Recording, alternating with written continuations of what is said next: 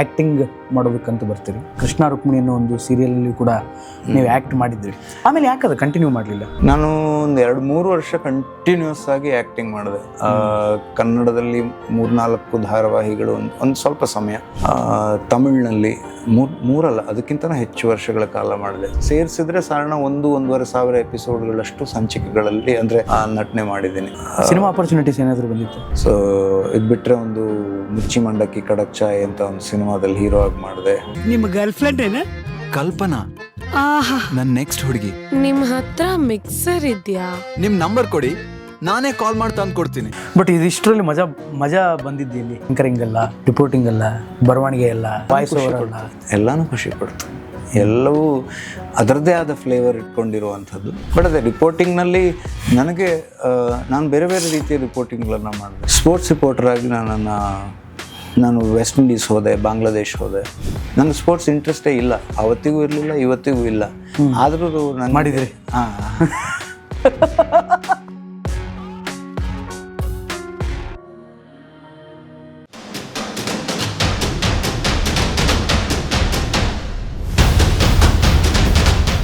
ಇದೆಲ್ಲದರ ನಡುವೆ ಆ್ಯಕ್ಟಿಂಗ್ ಮಾಡೋದಕ್ಕಂತ ಬರ್ತೀರಿ. ಅಂದರೆ ಕೃಷ್ಣ ರುಕ್ಮಿಣಿ ಅನ್ನೋ ಒಂದು ಸೀರಿಯಲಲ್ಲಿ ಕೂಡ ನೀವು ಆ್ಯಕ್ಟ್ ಮಾಡಿದ್ರಿ. ಆಮೇಲೆ ಯಾಕೆ ಅದು ಕಂಟಿನ್ಯೂ ಮಾಡಲಿಲ್ಲ? ಅಂದರೆ ಆ್ಯಕ್ಟಿಂಗನ್ನು ಯಾಕೆ ಕಂಟಿನ್ಯೂ ಮಾಡಲಿಲ್ಲ ಅಂತ? ಸಿನಿಮಾ ಆಪರ್ಚುನಿಟೀಸ್ ಏನಾದರೂ ಬಂದಿತ್ತು? ನಾನು ಒಂದು 2-3 ವರ್ಷ ಕಂಟಿನ್ಯೂಸ್ ಆಗಿ ಆ್ಯಕ್ಟಿಂಗ್ ಮಾಡಿದೆ. ಕನ್ನಡದಲ್ಲಿ 3-4 ಧಾರಾವಾಹಿಗಳು, ಒಂದು ಸ್ವಲ್ಪ ಸಮಯ. ತಮಿಳಿನಲ್ಲಿ ಮೂರಲ್ಲ ಅದಕ್ಕಿಂತ ಹೆಚ್ಚು ವರ್ಷಗಳ ಕಾಲ ಮಾಡಿದೆ. ತಮಿಳಲ್ಲೂ ಸಾಧಾರಣ ಎಲ್ಲಾನು ಸೇರಿಸಿದ್ರೆ ಸಾಧಾರಣ 1-1.5 ಸಾವಿರ ಎಪಿಸೋಡ್ಗಳಷ್ಟು ಸಂಚಿಕೆಗಳಲ್ಲಿ ನಾನು ನಟನೆ ಮಾಡಿದ್ದೀನಿ. ಕನ್ನಡದಲ್ಲಿ ಕೃಷ್ಣ ರುಕ್ಮಿಣಿ ಸಣ್ಣ ಪಾತ್ರ, ಓಪನಿಂಗ್ನಲ್ಲಿ ಒಂದು ಸ್ವಲ್ಪ ಬರುತ್ತೆ, ಮಧ್ಯದಲ್ಲಿ ಬಂದು ಸ್ಟೋರಿಗೆ ಒಂದು ಟ್ವಿಸ್ಟ್ ಕೊಡುವಂಥದ್ದು. ಅದು ಬಿಟ್ಟರೆ ನಾನು ಲಕ್ಕುಮಿಯಲ್ಲಿ ಮುಖ್ಯ ಪಾತ್ರ ಮಾಡಿದೆ. ಅಲ್ಲಿ ಅಂದರೆ ಮುಖ್ಯ ಪಾತ್ರಧಾರಿ ಅವ್ರಿಗೆ ಬೇರೆ ಸಿನಿಮಾದ ಅವಕಾಶ ಬಂತು ಅಂದಿದ್ದಕ್ಕೆ ಆ ಪಾತ್ರವನ್ನು ನಾನು ಮಾಡಿದೆ. ಅದಲ್ಲದೆ ರಾಜ್ಕುಮಾರಿ ಅನ್ನೋ ಸೀರಿಯಲ್ ಮಾಡಿದೆ, ಝೀಗೆ ಭಾರತಿ ಅನ್ನೋ ಸೀರಿಯಲ್ ಮಾಡಿದೆ. ಬಟ್ ಎಲ್ಲವೂ ಒಂದಲ್ಲೊಂದು ಕಾರಣಕ್ಕೆ ನಾನು ಮಧ್ಯದಲ್ಲೇ ಬಿಡಬೇಕಾಯಿತು. ಅದು ಒಂದು ಕಾರಣ, ನಾನು ಅಂದರೆ ಒಂದು ಹೆಚ್ಚು ಕಾಲ ನಡೀಲೂ ಇಲ್ಲ. ಅಷ್ಟೊತ್ತಿಗೆ ನಾನು ತಮಿಳಲ್ಲೂ ಕೂಡ ಸೀರಿಯಲನ್ನು ಮಾಡ್ತಾಯಿದ್ದೆ. ತಿಂಗಳಲ್ಲಿ 30 ದಿನಗಳು ಕೂಡ ಶೂಟಿಂಗ್ ಮಾಡಬೇಕಾದ ಅನಿವಾರ್ಯತೆ ಇತ್ತು ಆ ಸಂದರ್ಭದಲ್ಲಿ. ಸೊ ಸಾಧಾರಣ ಒಂದು 800+ ಎಪಿಸೋಡ್ಗಳು, 800-900 ಎಪಿಸೋಡ್ಗಳಷ್ಟು ನಡೆದಂಥ ಒಂದು ಸೊಂದ ಬಂದಮ್ ಅನ್ನೋ ಸೀರಿಯಲ್ ಸನ್ ಟಿ ವಿಯಲ್ಲಿ ಮಾಡಿದೆ. ಸೊ ಲೀಡಾಗಿ ಮಾಡಿದೆ. ಮತ್ತು ಕಲ್ಯಾಣ ಮೊದಲು ಕಾದಲ್ ವರೈ ಅನ್ನೋ ಇನ್ನೊಂದು ಸೀರಿಯಲ್, ಅದರಲ್ಲಿ ಒಂದು 2-3 ತಿಂಗಳು ಆ್ಯಕ್ಟ್ ಮಾಡಿದೆ. It was at cameo. So ಇದು ಬಿಟ್ಟರೆ ಒಂದು ಮಿರ್ಚಿ ಮಂಡಕ್ಕಿ ಖಡಕ್ ಚಾಯ್ ಅಂತ ಒಂದು ಸಿನಿಮಾದಲ್ಲಿ ಹೀರೋ ಆಗಿ ಮಾಡಿದೆ. ಮತ್ತು ಒಂದು ಬೈಲಿಂಗ್ವಲ್ ಸಿನಿಮಾದಲ್ಲಿ ಸಣ್ಣ ಪಾತ್ರ, ಅಂದರೆ ಅದು ನಾನು ಎಂಟರ್ ಆಗಿದ್ದು. ಅದರಲ್ಲಿ ಇನ್ನೊಂದು ಸೆಕೆಂಡ್ ಲೀಡ್ಗೆ ಡಬ್ ಮಾಡಿದೆ ಕನ್ನಡದಲ್ಲಿ. ಹೀಗೆ ಏನೇನೋ ಮಾಡ್ತಾ ಆ್ಯಕ್ಟಿಂಗಲ್ಲಿ ಅಂದರೆ I am happy that I have done so many things. ಬೇರೆಯವರು ಎಷ್ಟೋ ಜನ ಎಷ್ಟೋ ಅವಕಾಶಗಳಿಗೋಸ್ಕರ ಕಾಯ್ತಾರೆ, ನಂಗೆ ಅಷ್ಟು ಕೊಟ್ಟಿದ್ದಾನಲ್ಲ. ಬಟ್ ಇದಿಷ್ಟರಲ್ಲಿ ಮಜಾ ಬಂದಿದ್ದು ಇಲ್ಲಿ. ಅಂದರೆ ಆ್ಯಂಕರಿಂಗ್ ಅಲ್ಲ, ರಿಪೋರ್ಟಿಂಗ್ ಅಲ್ಲ, ಬರವಣಿಗೆ ಅಲ್ಲ, ವಾಯ್ಸ್ ಓವರ್ ಅಲ್ಲ, ಎಲ್ಲನೂ ಖುಷಿ ಪಡ್ತು. ಎಲ್ಲವೂ ಅದರದ್ದೇ ಆದ ಫ್ಲೇವರ್ ಇಟ್ಕೊಂಡಿರುವಂಥದ್ದು. ಬಟ್ ಅದೇ ರಿಪೋರ್ಟಿಂಗ್ನಲ್ಲಿ ನನಗೆ ನಾನು ಬೇರೆ ಬೇರೆ ರೀತಿಯ ರಿಪೋರ್ಟಿಂಗ್ಗಳನ್ನು ಮಾಡಿದೆ. ಅಂದರೆ ಸ್ಪೋರ್ಟ್ಸ್ ರಿಪೋರ್ಟರ್ ಆಗಿ ನಾನು ವೆಸ್ಟ್ ಇಂಡೀಸ್ ಹೋದೆ, ಬಾಂಗ್ಲಾದೇಶ್ ಹೋದೆ. ನನಗೆ ಸ್ಪೋರ್ಟ್ಸ್ ಇಂಟ್ರೆಸ್ಟೇ ಇಲ್ಲ, ಅವತ್ತಿಗೂ ಇರಲಿಲ್ಲ, ಇವತ್ತಿಗೂ ಇಲ್ಲ. ಆದರೂ ನಾನು ಮಾಡಿದ್ರಿ.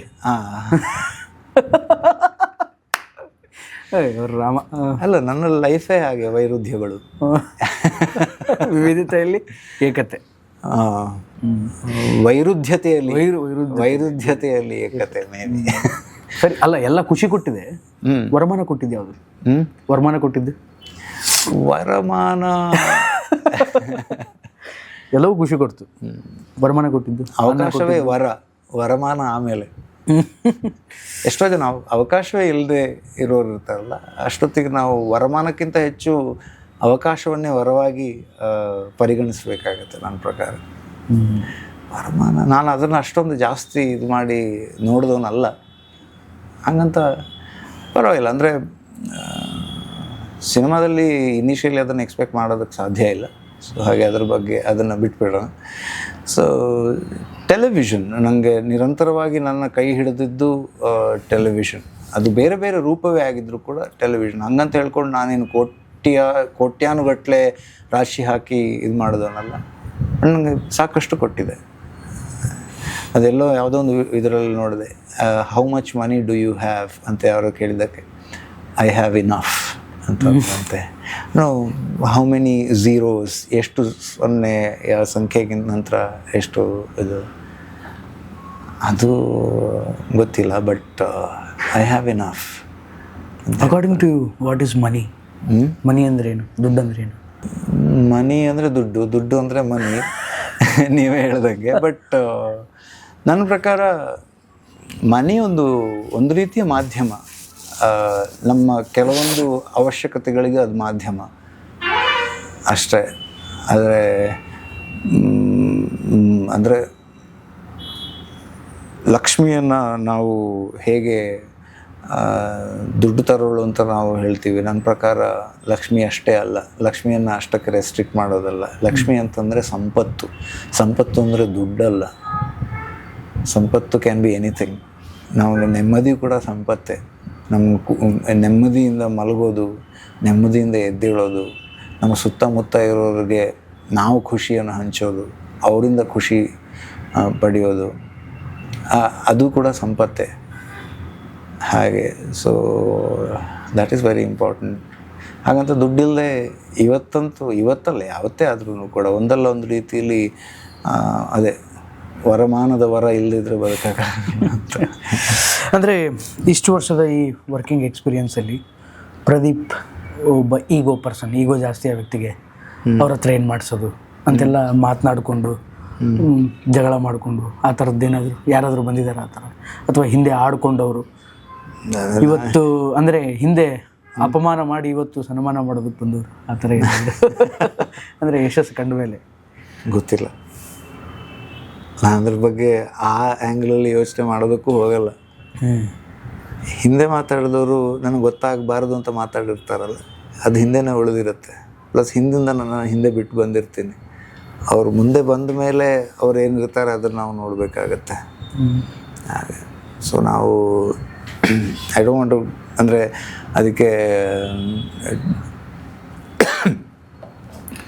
ಅದಕ್ಕೆ ಅಷ್ಟೊಂದು ಮೀನಿಂಗ್ಗಳನ್ನು ಕೊಡೋದಕ್ಕೂ ಕೂಡ ಹೋಗಲ್ಲ, ಮತ್ತು ಜಡ್ಜ್ ಮಾಡಿಕೊಂಡು ಹೋಗೋದಕ್ಕೂ ಹೋಗಲ್ಲ. ಅಲ್ಲಿದು ಆ ಮೂಮೆಂಟಿಗೆ ಇದು ಮಾಡ್ಕೊಂಡು ಹೋಗೋದು. ಅಥವಾ ಒಂದು ವೇಳೆ ನನಗೆ ಆ ವ್ಯಕ್ತಿ ಯಾರು ಏನು ಎತ್ತ ಅಂತ ಗೊತ್ತಿದೆ ಅಂತಂದರೆ we always know once bitten twice shy ಅಂತ. ಸೊ ನಮ್ಮ ಇದರಲ್ಲಿ ಹೋಗೋದು. ಹಾಗಂತ ಯಾರದೇ ಇವ್ರ ಜೊತೆಗೂ ಕೂಡ ಅಷ್ಟೇ, ಎಷ್ಟು ಬೇಕೋ ಅಷ್ಟು ಅಟ್ಯಾಚ್ಮೆಂಟು, ಅದಕ್ಕಿಂತ ಜಾಸ್ತಿ ಡಿಟ್ಯಾಚ್ಮೆಂಟ್ ಇಟ್ಕೊಂಡೆ ಮುಂದೆ ಹೋಗ್ತಾ ಇರೋದು ಅಷ್ಟೆ. ಪಬ್ಲಿಕ್ ಸ್ಪೀಕಿಂಗನ್ನು ಕೂಡ ನೀವು ಮಾಡ್ತಾ ಇದ್ದೀರಿ, ಅದರ ಹವ್ಯಾಸ ಹೆಂಗೆ ಪ್ರಾರಂಭ ಆಯಿತು? ಅದು ಮಾಡ್ಬೇಕನ್ಸಿದ್ದೆ ಯಾಕೆ? ಅನಿಸಿದ್ದು ಅಂತಲ್ಲ, ಅದು ಹಿಂಗೆ ಒಂದಕ್ಕೊಂದು ಕೊಂಡಿಯಾಗಿ ಹೋಗ್ತಾ ಇದ್ದಿದ್ದು ಅಷ್ಟೆ. ಅದಕ್ಕೋಸ್ಕರ ಹಾಗೆ ಮಾಡಬೇಕು ಅಂತ ಹೋದವನಲ್ಲ. ಆ್ಯಕ್ಚುಲಿ ನಂಗೆ ಸ್ಟೇಜಿಗೆ ಹೋಗೋ ಧೈರ್ಯನೇ ಇರಲಿಲ್ಲ, ಹೋಗಿ ಮಾತಾಡೋದಕ್ಕೂ ಕೂಡ ಸರಿಯಾಗಿ ಬರ್ತಾ ಇರಲಿಲ್ಲ. ಹೀಗೆ ಮಾತಾಡ್ತಾ ಒಂದಕ್ಕೊಂದು these are all into related. ಈಗ ನಾನು ಆ್ಯಂಕರಿಂಗು, ಸ್ಟೇಜಿಗೆ ಹೋಗೋದು, ಸ್ಕೂಲಲ್ಲಿರ್ಬೇಕಾದ್ರೆ ಡ್ಯಾನ್ಸ್ ಮಾಡೋದು, ಈಗಂತೂ ನನ್ನ ಹತ್ರ ಕಿತ್ತಿನೋಕ್ಕೂ ಬರಲ್ಲ, ಸ್ವಲ್ಪನೂ ಡ್ಯಾನ್ಸ್ ಮಾಡೋಕ್ಕೆ ಬರಲ್ಲ. ಹಂಗಂತ ಸ್ಟೇಜಿಗೆ ಹೋಗೋದು, ಅಲ್ಲಿ ಹಾಡೋದಿರ್ಬೋದು ಅಥವಾ ಏನೋ ಒಂದು ಆ್ಯಕ್ಟಿವಿಟಿ ಮಾಡೋದಿರ್ಬೋದು, ಅದೆಲ್ಲ ಮಾಡ್ತಿದ್ದೆ. ಹಂಗಂತ ಸ್ಟೇಜಲ್ಲಿ ಹೋಗಿ ಮಾತಾಡೋದಕ್ಕೆ ಧೈರ್ಯ ಇಲ್ಲ. ಮೇಯ್ನಾಗಿ ನನಗೆ ಅದಕ್ಕೆ ಪ್ರಿಪೇರ್ ಆಗುವಂಥ ಇದಿಲ್ಲ. ಇವತ್ತಾದರೂ ಅಷ್ಟೇ, ನಾನು ಈ ಕಾರ್ಯಕ್ರಮಕ್ಕೆ ಆಗಲಿ ಯಾವುದಕ್ಕೆ ಆಗಲಿ ಅಥವಾ ನನ್ನ ಶೋ ಏನಿದೆ, ಪಾಡ್ಕಾಸ್ಟ್ ಶೋ ಇರ್ಬೋದು, ಅದಕ್ಕಾಗಲಿ ನಾನು ಪ್ರಿಪೇರ್ ಆಗಿ ಹೋಗೋದಿಲ್ಲ. It has to be on spontaneous spot. ಆ ಮೊಮೆಂಟಲ್ಲಿ ನಮ್ಗೆ ಏನು ಸೃಜಿಸುತ್ತೆ ಅದ್ರ ಮೇಲೆ ನಂಬಿಕೆ ಇಟ್ಕೊಂಡು ನಾನು ಮಾಡುವಂಥದ್ದು. ಹಾಗಂತ ಯಾವುದಕ್ಕೆ ಎಷ್ಟು ತಯಾರಿ ಬೇಕೋ ಅಷ್ಟು ಮಾತ್ರ. ಕೆಲವರೆಲ್ಲ ಅದಕ್ಕೆ ತಿಂಗಳಾನುಗಟ್ಟಲೆ ಇದು ಆಗಿ ಹೋಗುವಂಥದ್ದು, ಅಥವಾ ವಾರಗಟ್ಟಲೆ, ದಿನಗಟ್ಟಲೆ, ಗಂಟೆಗಟ್ಟಲೆ, ಎಷ್ಟು ಬೇಕೋ ಅಷ್ಟು. ನಮ್ಮದು ಅಲ್ಲೇ ಡ್ರಾ, ಅಲ್ಲೇ ಬಹುಮಾನ. ನನಗೆ ಒಂದು ಪ್ರಶ್ನೆ ಕಾಡ್ತಾ ಇದೆ. ಇಷ್ಟು ಮೆತ್ತಗೆ ಮಾತಾಡ್ತಿದ್ದೀರಿ, ಇದು ವಾಯ್ಸ್ ಓವರ್ ಪ್ರಭಾವನ ಅಥವಾ ಮೊದಲಿಂದ ಹಂಗೇನ? ಅಂದರೆ ವಾಯ್ಸ್ ಓವರ್ ಕೊಟ್ಟು ಆ ಧ್ವನಿ ಹಂಗೆ ಆಗ್ಬಿಟ್ಟಿದ್ದೀನ? ಅಂದರೆ ಒಂಥರ ಏನೋ ಪ್ರದೀಪ್ ಅವರು ಬಹಳ ಮಿತಭಾಷಿಗಳು, ಅಲ್ಪ ಭಾಷೆಗಳು, ಸ್ವಲ್ಪ ಮಾತಾಡ್ತಾರೇನೋ ಅಂತ ಅನಿಸುತ್ತೆ ನನಗೆ. ಅಂದರೆ ಮನೆಯಲ್ಲೂ ಹಾಗೆ ಅಥವಾ ಆಫೀಸಲ್ಲೂ ಹಾಗೇನಾ? ಹಾಗೆ ಅಂತ ಅನ್ನೋದಕ್ಕಿಂತ ಎಲ್ಲಿ ಹೇಗಿರಬೇಕು ಹಾಗೆ. ಅಂದರೆ ಅಲ್ಲಿ ನನ್ನ ಮಾತಿನ ಅಗತ್ಯ ಇದೆಯಾ ಅಲ್ಲಿ ಮಾತಾಡ್ತೀನಿ.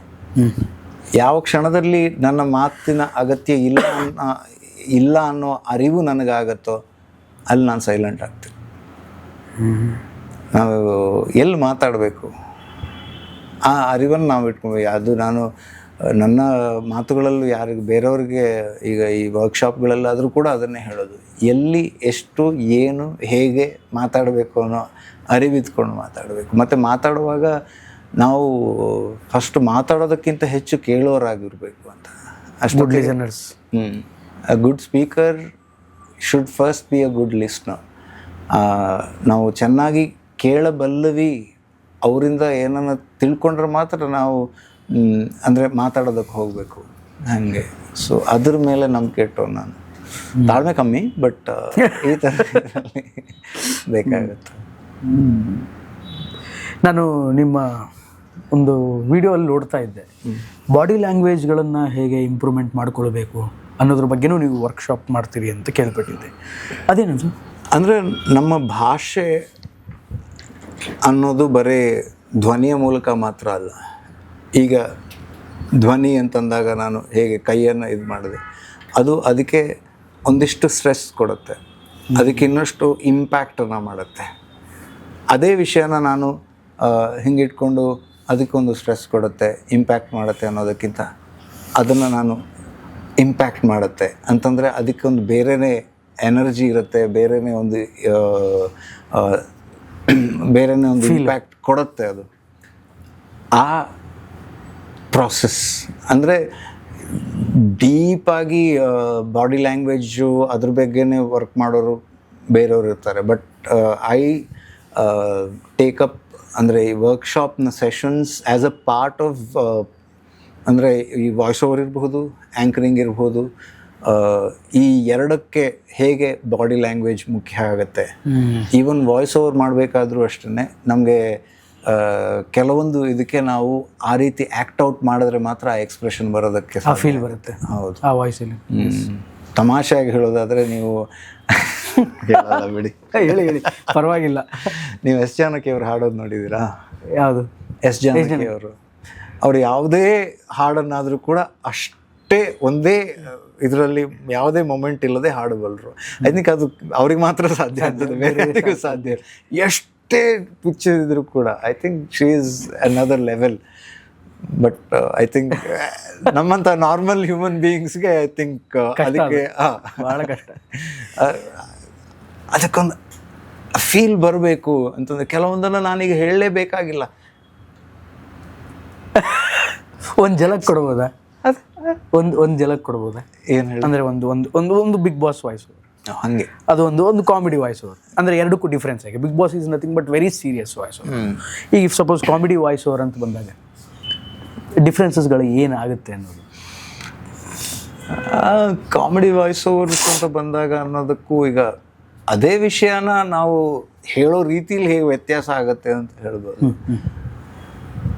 ಜೀವನದಲ್ಲಿ ಏಳು ಬೀಳುಗಳು ಸಹಜ, ಆದರೆ ಅದನ್ನು ನಾವು ಹೇಗೆ ನಿಭಾಯಿಸ್ತೀವಿ ಅನ್ನೋದು ನಮ್ಮ ಕೈಲಿದೆ ಅನ್ನೋದು ಒಂದು ಮಾತು. ಜೀವನದಲ್ಲಿ ಏಳು ಬೀಳುಗಳು ಸಹಜ, ಆದರೆ ಅದನ್ನು ಹೆಂಗೆ ನಿಭಾಯಿಸ್ತೀವಿ ಅನ್ನೋದು ನಮ್ಮ ಕೈಲಿದೆ. ಬಟ್ ಅದೇ ವಿಷಯ ಅದನ್ನು it becomes a bit lighter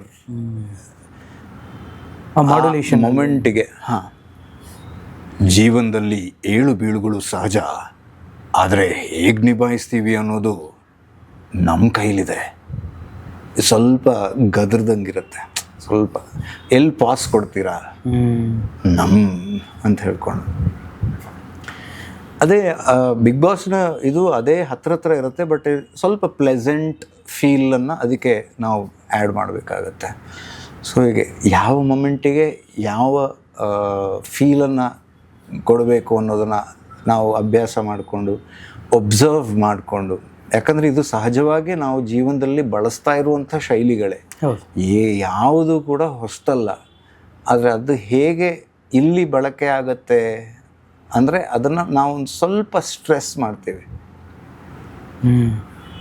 ಸ್ವಲ್ಪ ಅದಕ್ಕೆ ಒತ್ತುತ್ತೀವಿ. ಅದಕ್ಕೆ ಆ ಮೊಮೆಂಟಿಗೆ ಅದನ್ನು ಸ್ವಲ್ಪ ಎಕ್ಸಾಜರೇಟ್ ಅಂತ ಹೇಳೋದು ಕೂಡ ನೆಗೆಟಿವ್ ವರ್ಡ್ ಆಗುತ್ತೆ. ಬಟ್ ಆ ಮೊಮೆಂಟಿಗೆ ಎಲ್ಲರ ಅಟೆನ್ಷನನ್ನು ನಮ್ಮತ್ತ ಸೆಳೆಯೋದಕ್ಕೆ ಆ ಸ್ಟ್ರೆಸ್ ಮಾಡೋದು ಅವಶ್ಯಕತೆ ಇರುತ್ತೆ. ಅದು ಒಬ್ಬ ವಾಯ್ಸ್ ಆರ್ಟಿಸ್ಟಿಗೆ ಬೇಕಾಗುವಂಥದ್ದು. ನಾವು ಹೋಗಿ ಅದನ್ನು ಹುಡುಕ್ಬೇಕಾ ಅನ್ನೋದು, ಕೆಲವೊಮ್ಮೆ ಅವಕಾಶಗಳನ್ನು ನಾವು ಕ್ರಿಯೇಟ್ ಮಾಡಬೇಕಾಗತ್ತೆ, ಕೆಲವೊಮ್ಮೆ ಅವಕಾಶಗಳು ಇದ್ದಲ್ಲಿಗೆ ಹೋಗಬೇಕಾಗತ್ತೆ, ಅಥವಾ ಆ ಅವಕಾಶಗಳ ಸುತ್ತ ನಾವು ಇನ್ನೊಂದು ಏನೋ ಒಂದು ಮಾಡ್ತಾ ಇರಬೇಕಿದ್ರೆ ಅದು ನಮ್ಮ ಮುಂದೆ ಬಂದು ನಿಂತ್ಕೊಳ್ಳೋ ಸಾಧ್ಯತೆಗಳಿರುತ್ತೆ. ನಾವೆಷ್ಟು ಅದಕ್ಕೆ ತಯಾರಾಗಿದ್ದೀವಿ ಅಂತ. ಇನ್ ದ ಮೀನ್ ಟೈಮ್ ಅವಕಾಶಗಳು ಅಂದರೆ ಏನು, ಅದೊಂದೇನ ಅವಕಾಶ ಲೈಫಲ್ಲಿ. ಸೊ ಇದು ಆ ಪ್ರಾಕ್ಟಿಕಲ್ ಇದನ್ನು ಕೂಡ ಇವನು ಇದರಲ್ಲಿ ಸೆಟ್ಲ್ ಆಗಿದ್ದಾನೆ, ಆರಾಮ್ಸೆ ಇದ್ದಾನೆ, ಅದಕ್ಕೋಸ್ಕರ ಈ ಥರ ಹೇಳ್ತಾ ಇದ್ದಾನ ಅಲ್ಲ. ನಾನು ಕೂಡ ಒಂದು ಕಾಲದಲ್ಲಿ ಅದೇ ಇದರಲ್ಲಿದ್ದೆ. ಬಟ್ ಈ ಯೋಚನೆ ಇಟ್ಕೊಂಡೇ ನಾನು ಬಂದವನಲ್ಲ.